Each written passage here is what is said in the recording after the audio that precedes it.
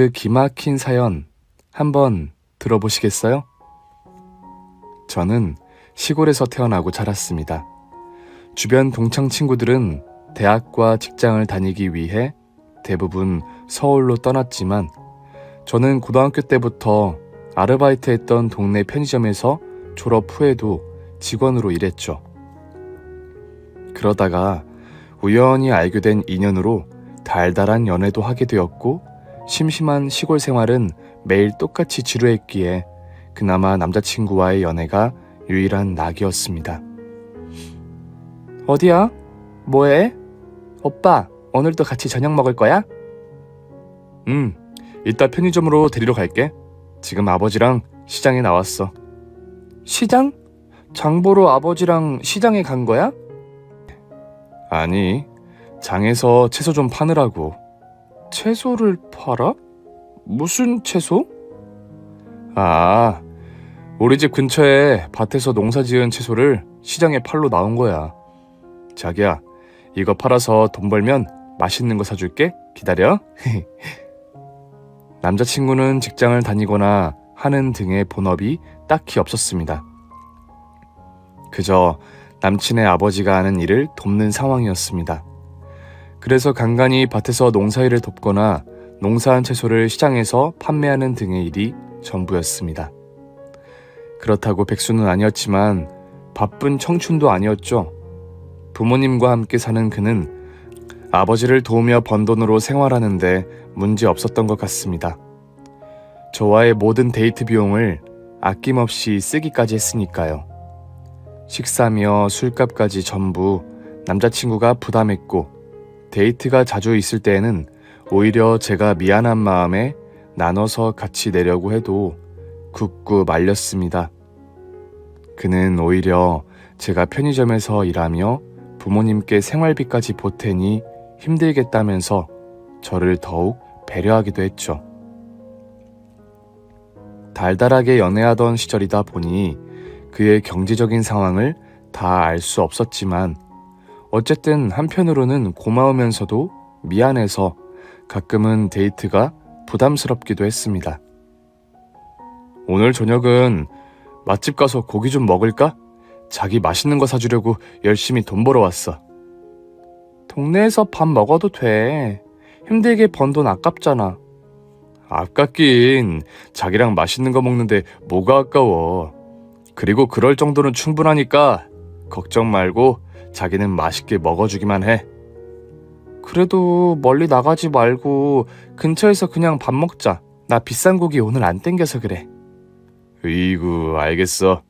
근데 자기야, 비싼 거 먹어도 괜찮아. 난 여유 많다니까. 앞으로는 절대 그런 거 신경 쓰지 마. 자기 먹여 살리는 거 전혀 문제 없는 남자라고. 알겠지? 근데 사실 남자친구는 항상 현금 부자였죠. 돈 계산할 때 보면 그의 지갑은 현금이 두둑했습니다. 그가 늘 여유로운 상황을 보여줘서 그런지 원래 넉넉한 집안인가 싶기도 했고 아버지와 하는 농사 수익이 좋은가 싶기도 했죠.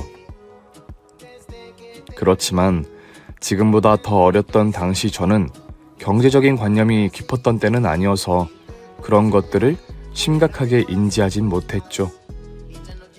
그와 좋아하는 마음 나누는 일이 가장 우선순위였으니까요. 저의 부모님은 동네에서 오랫동안 문구점을 운영하셨습니다. 부모님은 저를 서울로 보내서 대학 공부도 하라고 하셨지만 제가 그럴 마음이 없었습니다. 외동딸인 저는 부모님의 형편을 너무 잘 알고 있었고 멀리 타지에서 돈을 벌어야 행복한 인생이라고 생각하지 않았습니다. 그런 마음에 대학 공부에 대한 생각을 일찍 접었던 저는 동네에서 평범하게 사는 제 삶이 나쁘지 않았습니다. 오히려 고등학교 때부터 아르바이트로 일했던 편의점은 너무 익숙했고 대부분 아는 손님들을 상대로 편하게 일할 수 있어서 장점도 많았죠. 그런 와중에 남자친구까지 생기다 보니 점점 더 타지로 떠나 생활해야겠다는 생각을 완전히 접게 되었습니다. 조금은 심심하고 지루하지만 평범한 일상과 평범한 남자친구가 제게는 행복한 안정감을 안겨주었죠. 그렇게 안정적인 마음에서 이어진 연애는 이른 나이지만 결혼을 생각하게 했죠. 남자친구 역시 결혼에 대해 적극적이었습니다. 결혼하게 되면 혼수 같은 건 필요 없으니 시부모님과 함께 지금처럼 아끼며 살자고 끊임없이 얘기하곤 했어요. 그래서 저도 저의 부모님처럼 일찍 결혼을 꿈꾸게 되었습니다. 엄마, 나 지금 만나는 남친과 결혼한다고 하면 어때? 대단한 거 하는 남자 만나야 잘 사는 건 아니야. 평범해도 널 아끼고 잘 챙겨주며 잘 살면 좋지. 그럼 엄마, 나 당장 결혼해도 괜찮겠어? 나랑 아빠도 이 시골 촌구석에서 일찍부터 결혼해서 너 낳고 잘 살아왔잖아. 당장이라도 너가 결혼할 정도로 좋아하는 사람이 생긴다면 하면 되지. 뭐 걱정이야? 정말? 하나뿐인 딸 일찍 결혼해도 안 서운하셔? 뭐하는 친구인데 너 먹여 살릴 수 있대?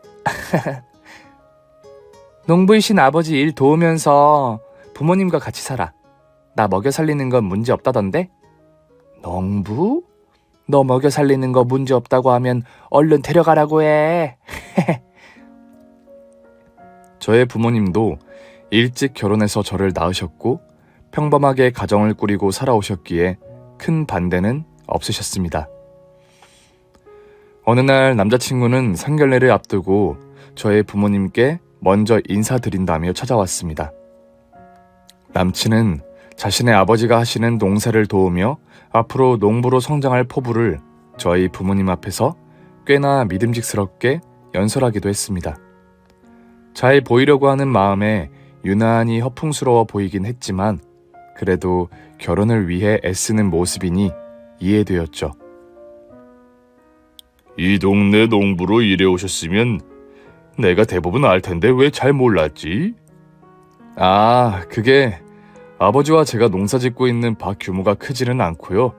사실 시작한 지도 오래되지는 않았습니다. 그리고 어머니가 식당에서 일하시면서 가정을 함께 꾸려오고 계셔서 사는 형편은 전혀 문제 없습니다. 저도 앞으로 농사일을 점점 더 확장해 보려고 하고 있습니다. 여보, 뭐 처음 만나서 꼬치꼬치 물어요. 차차 알아가면 되지. 부담 느끼겠네. 아니에요, 어머니. 괜찮습니다. 결혼하면 당연히 어떻게 살아갈지 걱정하실 부분인데요. 그리고 어머니가 아직 젊고 생활력이 강한 분이라 그 덕분에도 화목하게 잘 지내고 있습니다. 오빠 어머니가 젊으셔? 오빠 부모님도 우리 부모님처럼 일찍 결혼해서 그러신가? 아니, 실은 제 어머니는 제가 어릴 적에 돌아가셨습니다. 아버지가 몇 년 전에 좋은 분을 만나서 재혼하게 되셨고요. 그 덕분에 새롭게 가정을 꾸리게 되셨습니다. 그날 남자친구는 저도 모르던 그의 가정사를 제 부모님 앞에서 솔직하게 털어놓았습니다. 그래서인지 저의 부모님은 남자친구를 더 솔직하고 착하다며 좋게 보신 것 같았습니다. 저 역시도 그렇게 느꼈고요. 그날 남자친구가 인사를 드리고 간 이후 얼마 지나지 않아 양가 어른들이 만나는 상견례 자리를 만들게 되었습니다. 그런데 상견례하는 날 조금 놀라운 일이 있었죠. 재혼이라는 게 흔해진 요즘 시부모님의 재혼 역시 특별할 건 없다고 생각했지만 특이한 점이라고 한다면 시어머니가 외국인이셨다는 점이었습니다. 저와 저의 부모님은 남자친구에게 미리 얘기 들은 상황이 아니어서 처음 만나 뵙고 조금은 당황했었죠.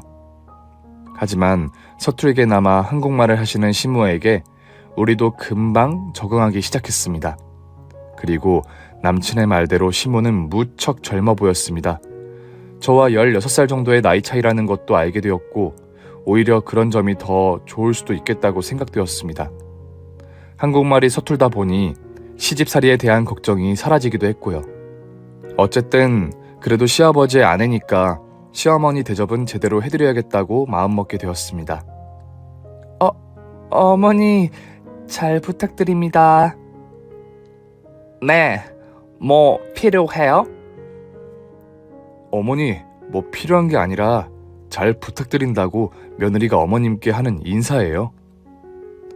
상견례 자리에서 시모가 잘 못 알아들을 때마다 시부와 남자친구는 반복해서 설명해주며 통역을 자처했습니다. 과하게 친절할 정도라 정신이 없었죠. 그리고 혹시 저의 부모님께 신뢰가 될까봐 걱정되었는지 시모에게 쉴 새 없이 반복하며 통역 설명을 해나가고 있었습니다. 모두 시어머니의 말이나 행동에 무척 신경 쓰듯 보였습니다. 그저 예의에 어긋날까봐 걱정되어 그러려니 생각하고 말았죠.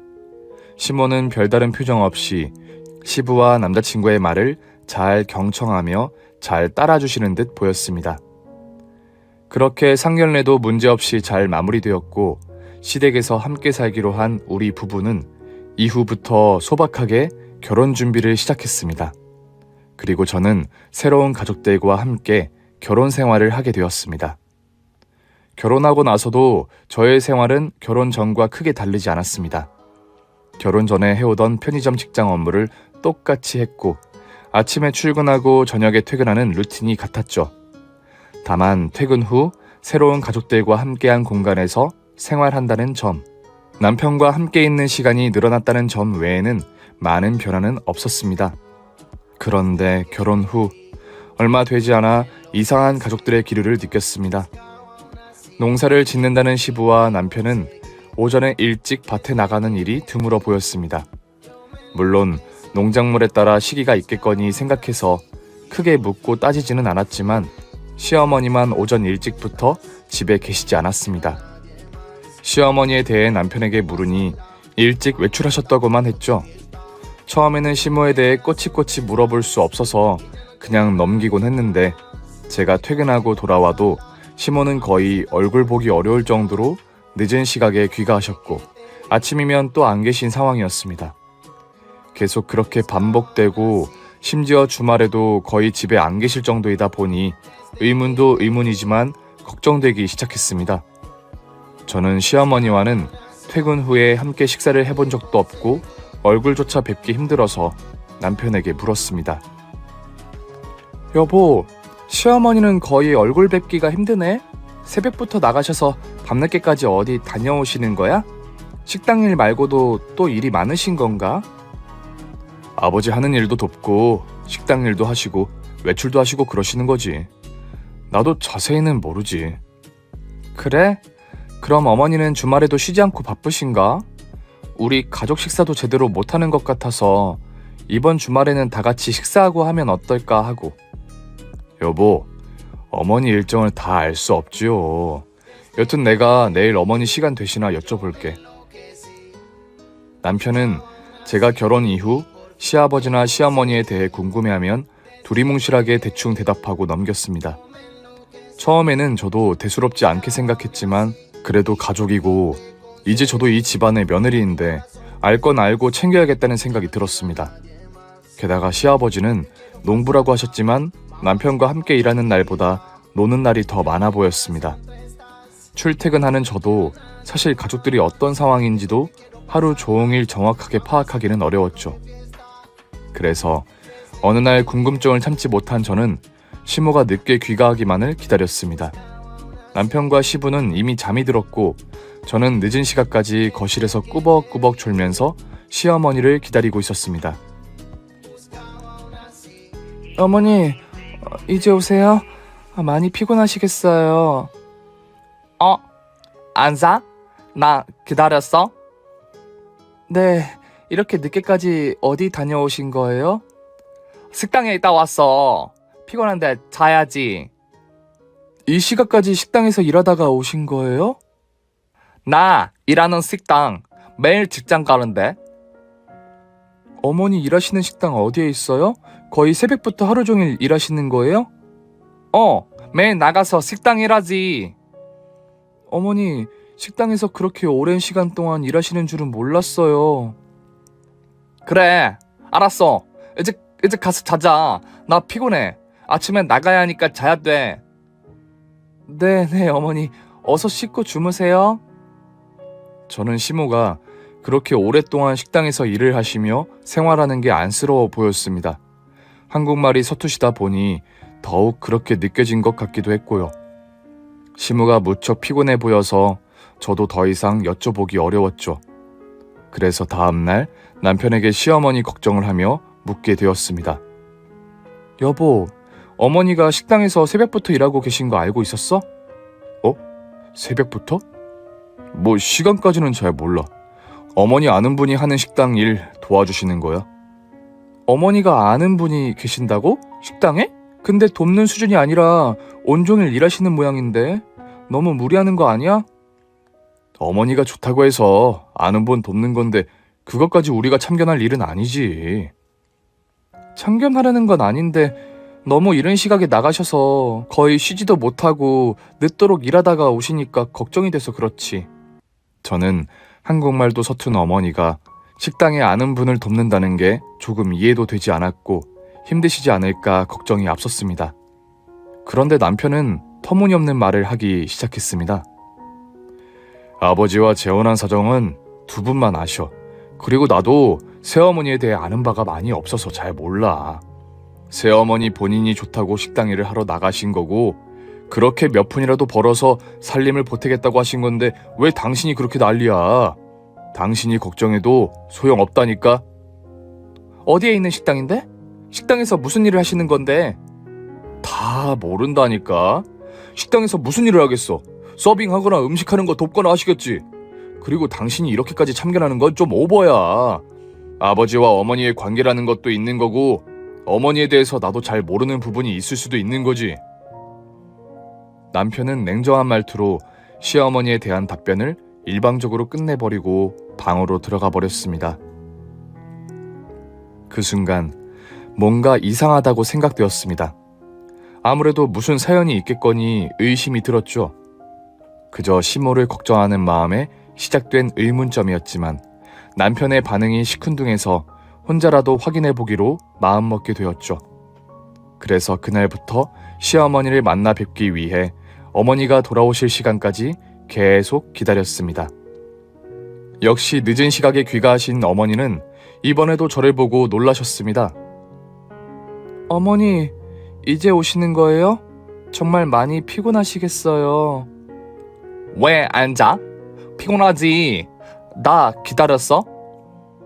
네, 어머니. 걱정돼서 기다렸어요. 그런데 어머니, 일하시는 식당이 어디에 있어요? 그리고 어머니 식당에서 무슨 일 하세요? 식당 어디? 내가 가는 길 알고 있어. 식당에서 일해. 설거지도 하고 쓰레기도 버리고 일하지 일해. 혹시 식당에 아는 분이 계세요? 어머니가 아는 분이 하는 식당이에요? 무슨 말인지 몰라. 아는 분이는 무슨 말이지? 아는 분 계셔? 서툰 한국말로 대답하시는 시모가 답답해서 저는 다음날 아침 시모가 출근할 때 따라가겠다고 했습니다. 그러자 시어머니는 알아들으신 건지 끄덕거리기만 하셨습니다. 다음날 새벽부터 저는 남편과 시부 모르게 시어머니를 따라 나섰습니다. 그런데 어머니는 그 새벽에 바로 식당으로 향하는 게 아니었습니다. 식당이 아닌 밭으로 가시더니 늘 해온 익숙한 솜씨로 일을 시작하셨어요. 그제야 시모가 늘 아침보다 더 이른 시각부터 안 계셨는지 알게 되었습니다. 식당 일을 하러 가기 전에 시아버지가 해야 하는 밭일을 어머니가 하고 계셨던 겁니다. 그렇게 가꾼 밭을 시부는 가끔 들여다보는 정도였고 수확할 때 거들어서 내다 팔기만 하셨던 거죠. 식당을 가시기도 전에 밭에서 한바탕 노동을 하시고 또 식당에 가서 노동을 하셨던 거죠. 순간 제가 하는 일이 너무 쉽게 느껴졌습니다. 그런데 남편이 모른다는 게 그리고 시부가 모른 척 해왔다는 게 이해되지 않았습니다. 식당도 따라가 보니 시모가 아닌 시아버지와 식당 측이 아는 관계셨고 시모를 그 식당에 소개시켜서 식당 일을 하게 만든 상황이었습니다. 저는 몰랐던 상황들에 놀라 남편에게 당장에 전화해서 따져 묻고 싶었지만 복잡한 마음과 생각을 정리하고 퇴근 후 남편을 만났죠. 나랑 얘기 좀 해. 또 무슨 얘긴데? 왜 어머님이 아버지가 소개해준 식당에서 일하고 계시는데 모른다고 한 거야? 어머니가 하고 싶다고 하신 거 아니잖아. 그리고 새벽부터 밭에 나가서 일하시던데 아버님이랑 당신도 알고 있었던 거 아니야? 또 그 얘기야? 매번 이미 말했잖아. 어머니가 하겠다고 해서 하시는 거라고. 그리고 아직 젊으셔서 이래서 돈 벌어 오시는데 뭐가 문제야? 아니 그럼 왜 밭일까지 어머니 혼자서 다 하시는 건데? 당신도 아버지도 매일 밭에 나가시지도 않잖아. 어머니 혼자 하시는 게 아니잖아. 아버지도 나도 돕고 있어. 당신이 우리가 하루 종일 뭐 하는지 알고 하는 말이야?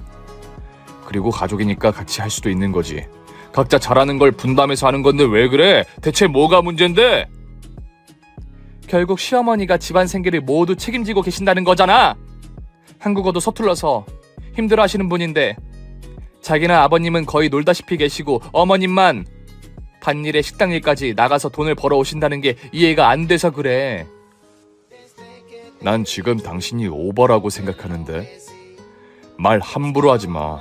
아버지와 내가 논다고? 처음에 새어머니는 그저 우리 집 식모나 다름없었어. 그런 걸 아버지와 결혼하게 되면서 어머니로 모시기까지 한 거라고. 그러면 당연히 해오던 일이나 집안일까지 쭉 해야 하는 거지. 당신이 모르는 집안 사정이라는 게 있는 거야. 알지도 못하면서 따지지 마. 식모? 어머니한테 식모라니 그게 무슨 소리야? 알 거 없어. 다 집안마다 사정이라는 게 있다고 몇 번을 말해야 알아듣는 거야. 그리고 아버지와 어머니 관계라 나도 잘 모른다고 지난번에도 얘기했잖아. 더 이상 이런 얘기로 당신과 싸우고 싶지 않으니까 그만 좀 해. 여태까지 아무런 문제 없이 잘 살아왔는데 당신이 왜 아버지와 어머니 사이에 참견하고 문제를 만들려고 그래? 남편의 태도가 도무지 이해되지 않았습니다. 제가 남편을 의아하고 이상하다는 눈빛으로 쳐다보자 남편은 차가운 표정으로 아무런 말도 없이 자리를 피했습니다. 답답한 마음에 더 얘기를 나누려고 해도 그 얘기만 나오면 점점 더 남편은 예민하게 싸우려고 해서 저도 일단 넘기게 되었죠. 그리고 어느덧 명절날이었습니다. 모처럼 일을 쉬게 된 저와 시모는 함께 집안일을 하면서 명절 음식을 만들려고 준비하고 있었습니다. 그런데 시아버지가 부엌에 있던 저를 부르시더군요. 아가, 이리 좀 와봐라. 어서, 이리 와서 이것 좀 봐. 네, 아버님 부르셨어요? 우리 아들 어릴 적 사진첩이야. 내가 가지고 있던 거라 너는 이거 못 봤을 거다. 이것 좀 보려무나. 한창 귀여울 때 사진들이야.